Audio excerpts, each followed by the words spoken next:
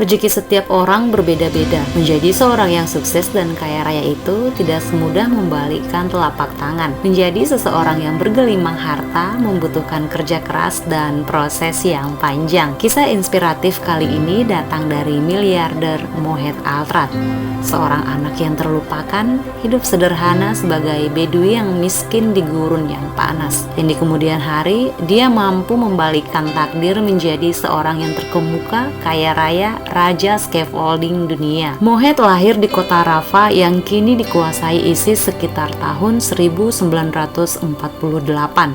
Tidak ada bukti kertas atau satupun dokumen yang menerangkan kelahirannya. Bahkan tanggal lahirnya tidak diketahui dengan pasti hingga kini. Mohed Altrad lahir dari rahim seorang wanita yang dilecehkan sejak usia 12 tahun dan diperkosa 2 kali oleh kepala suku sebuah desa di Suriah. Pertama kali ibunya melahirkan saudara laki-lakinya yang kemudian dibunuh oleh ayahnya. Dan yang kedua kalinya ibunya melahirkan Mohed Altrad.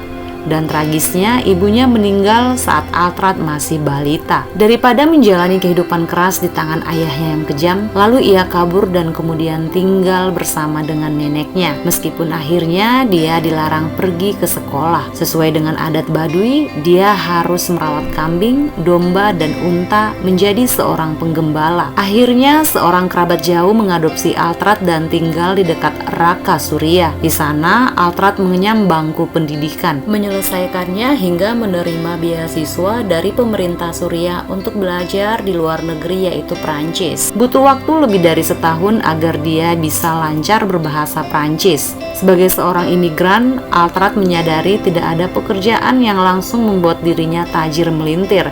Apalagi dirinya seorang imigran Arab yang pada umumnya di Prancis selalu mendapatkan pekerjaan dengan bayaran rendah. Singkat cerita, setelah menyelesaikan pendidikannya di Prancis, ia melihat sebuah lowongan pekerjaan di Le Monde oleh pemerintah Abu Dhabi. Dia tertarik dengan prospek kembali ke Timur Tengah dan dipekerjakan di Departemen Informasi dan Teknologi pada perusahaan minyak nasional Abu Dhabi. Dia menghabiskan hampir 4 tahun bekerja di Abu Dhabi bersama istri dan kedua anaknya. Tak mau terus menjadi karyawan, Altrad ingin mengukir takdirnya sendiri. Ia mulai berpikir untuk kembali ke Prancis dan membangun bisnisnya sendiri. Berbekal hasil tabungan selama 4 tahun bekerja di Abu Dhabi, seluruh tabungannya dia gunakan untuk membeli perusahaan scaffolding yang terancam bangkrut. Sebuah pertaruhan yang penuh dengan resiko, dan nasib baik memang berpihak pada Altrad. Perusahaan yang terancam bangkrut itu menghantarkan dia sebagai salah seorang pengusaha kaya raya di dunia.